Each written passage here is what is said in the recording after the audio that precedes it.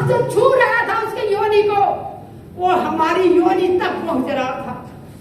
दिल रो रहा था कि उस हाथ को काट के फेंक दे। पूछता है भारत प्रधानमंत्री जी से, और प्रधानमंत्री जी कब तक भागोगे देश के सवालों से? लड्डू खिलाते हैं सैनिकों के और पीठ में छुरा भूखते हैं। मुझे भारतीय सैनिकों के ऊपर गर्व है और मैं गर्व करती हूँ कि मैं एक भारतीय सैनिक की पत्नी हूँ और एक किसान की बेटी हूँ। और मुझे बलात्कार की धमकी दी गई, आज तक नहीं ढूंढ पाए कि वो इंसान कौन था जो एक आर्मी ऑफिसर की पत्नी को बलात्कार की धमकी दे रहा। फिर कहते हैं कि मोदी है तो मुमकिन है, यही मुमकिन है।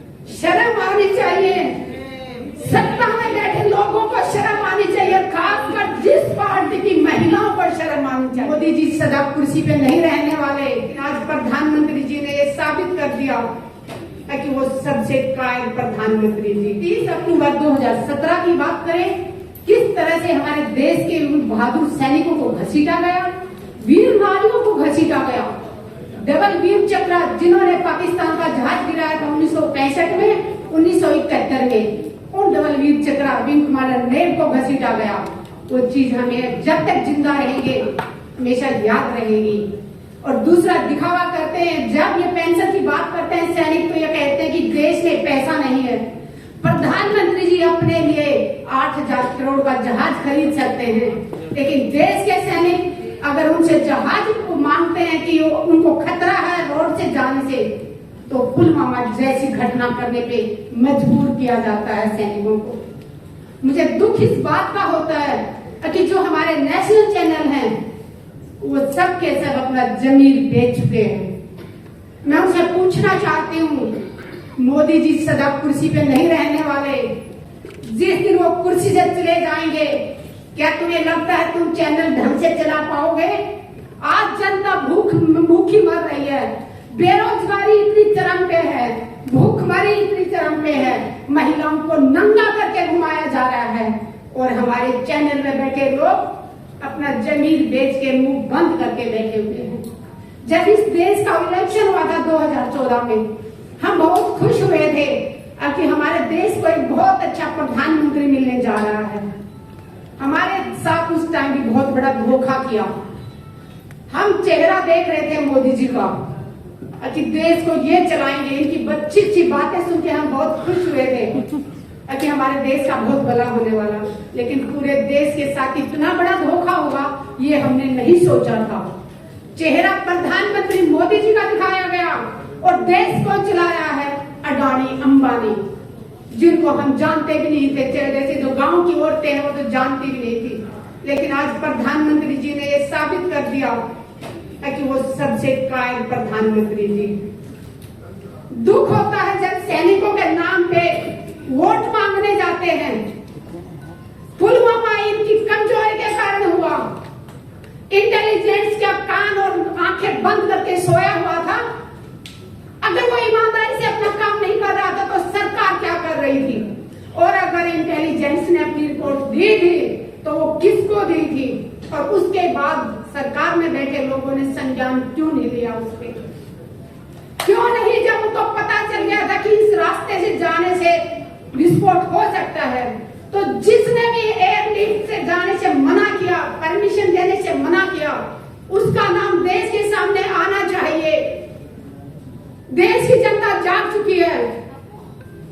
बहुत देर तक इन्होंने धर्म के नाम पे लड़ा दिया, जाति के नाम पे लड़ा दिया, बट अब देश जाग चुका है। देश के समझ में आ गया है अगर आप भी नहीं बोले तो हम बोलने लायक ही नहीं रहेंगे।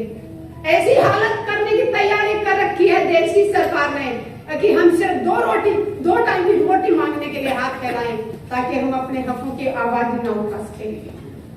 जवान शहीद होते हैं उस दिन उसके घर में खूब सारे लोगों का आना जाना, सुबह से शाम तक लाइन लगी रहती है, लेकिन उसके बाद उस विधवा को अपना जिंदगी कैसे बसर करती है, किस तरह अपने बच्चों को पढ़ाती है, ये देखने वाला कोई नहीं होता। उस बहन को, विधवा को अपनी पेंशन लागू करवाने के लिए सरकारी दफ्तरों के एक साल तक चक्कर काटने पड़ते हैं। हम बहुत बार रक्षा मंत्रियों से मिले हैं, मनोहर पारिकर जी थे तब भी मीटिंग होती थी, सीतारमण जी थे उनसे भी मीटिंग हुई।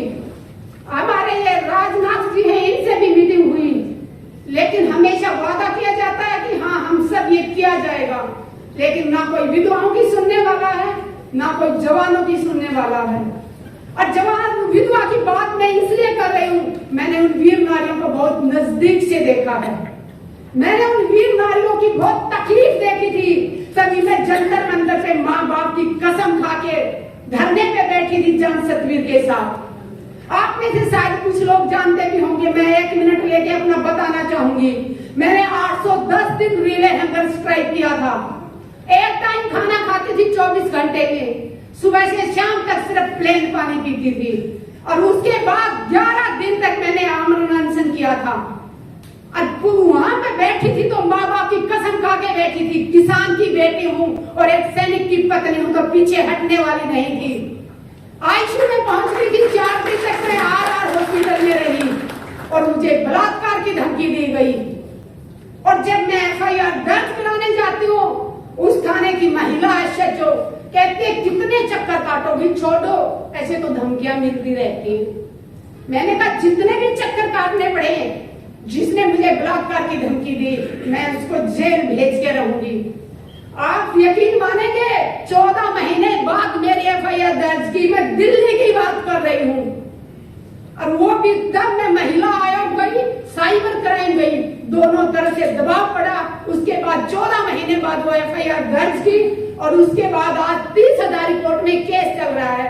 आज तक नहीं ढूंढ पाए कि वो इंसान कौन था जो एक आर्मी ऑफिसर की पत्नी को बलात्कार की धमकी दे रहा। देश सुरक्षित हाथों में है, सो जाइए आंख बंद करके। अरे मणिपुर में जो हुआ उसको देख के कोई बहन सोई है क्या? हमें वो ऐसे लग रहा था कि वो हाथ जो छू रहा था उसके योनि को, वो हमारी योनि तक पहुंच रहा था। दिल रो रहा था कि उस हाथ को काट के फेंक दें। और जिसने कारगिल में अपना खून बहाया, दुश्मन से लड़ाई लड़ी, उसकी पत्नी को भी उन्होंने नंगा करके घुमाया। फिर कहते हैं कि मोदी है तो मुमकिन है। यही मुमकिन है। शर्म आनी चाहिए, सत्ता में बैठे लोगों को शर्म आनी चाहिए, खासकर जिस पार्टी की महिलाओं को शर्म आनी चाहिए। अरे वो इतनी गुलाम है कि इस पार्टी की एक महिला होने के नाते उन्होंने एक शब्द नहीं बोला। चाहे वो पहलवानों को घसीटा गया हो, चाहे किसानों के ऊपर, जिंदा किसानों के ऊपर गाड़ियां चढ़ा दी गई हो। तकलीफ होती है, बहुत तकलीफ होती है, लेकिन ये ज्यादा दिन तक चलने वाला नहीं है। पाप का घड़ाई का भरने वाला है। आप सबसे एक अपील करती हूँ, जाति में ना बटे, धर्म में ना बटे। सबसे बड़ा धर्म है इंसानियत। इंसान बन के जियो, इंसानियत सबसे बड़ा धर्म है।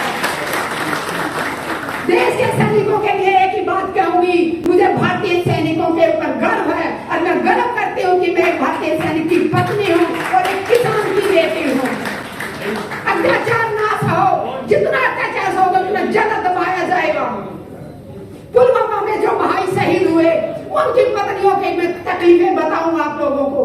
वो शहीद हो जाता है, विधवा हो जाती है, एक ठीक है, अलग बात है। वो देश के लिए बड़ी गर्व करती है कि मेरे आदमी ने शहीदी दी, गर्व महसूस करती है। लेकिन उस विधवा को कितनी तकलीफों से गुजरना पड़ता है। हमारा समाज उस विधवा को अशुभ मानता है।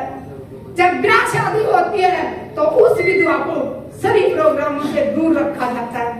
कहा जाता है ये तेल नहीं चढ़ाएगी, ये हल्दी नहीं चढ़ाएगी, ये तो विधवा। मैं देश की मातृशक्ति से अपील करती हूँ, विधवाओं का ऐसे तिरस्कार ना करो। उन्होंने अपने सुहाग को देश के लिए दिया है। अरे वो अशुभ कैसे हो सकती है? उसने अपना सिंदूर कुर्बान कर दिया देश के लिए और उसको कहा जाता है कि तू तेल नहीं चढ़ाएगी, तू किसी को टीका नहीं कर सकती, तू पूजा में नहीं बैठ सकती, अरे तू अशुभ है। अशुभ तो ये लोग हैं जो दिखावा करते हैं, मुंह में लड्डू खिलाते हैं सैनिकों के और पीठ में छुरा घूमते हैं। अगर ये सच्चे होते तो आज तक पुलवामा के ऊपर कमेटी क्यों नहीं बनाई? अगर बनाई है तो उसमें कौन कौन सदस्य हैं और वो जांच कहां तक पहुंची, पूछता है भारत प्रधानमंत्री जी से। और प्रधानमंत्री जी कब तक भागोगे देश के सवालों से? इनके सांसद जब भी कोई सवाल करता है, चाहे पीटी उषा मैम से मैंने सवाल किया था जंतर मंतर पे तो वो भाग गई थी, मीनाक्षी लेखी से बात की तो वो भाग गई थी। जिससे भी सवाल करते हैं वो भाग रहे हैं। आज देश का बच्चा बच्चा जाग चुका है, प्रधानमंत्री जी से सवाल पूछेगा और आज नहीं तो कल प्रधानमंत्री जी को देना होगा, जवाब देना होगा। जय जवान जय किसान।